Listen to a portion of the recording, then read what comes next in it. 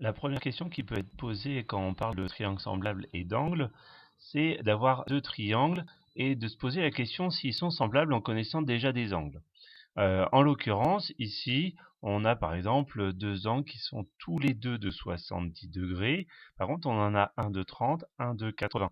L'idée, ce serait de connaître les autres angles pour savoir s'ils sont les mêmes et donc pouvoir en déduire que l'on a des triangles semblables.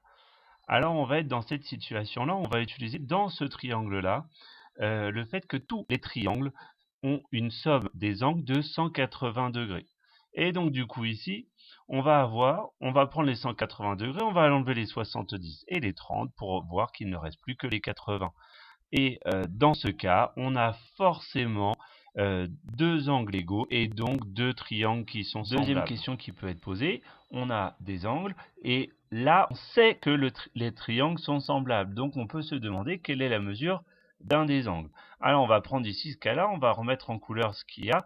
Donc on sait qu'on a deux angles de 70 degrés, on a deux petits angles donc ici qu'on ne connaît pas forcément, et un angle de 80 qui va correspondre à celui-ci. Donc effectivement on va regarder la correspondance des angles.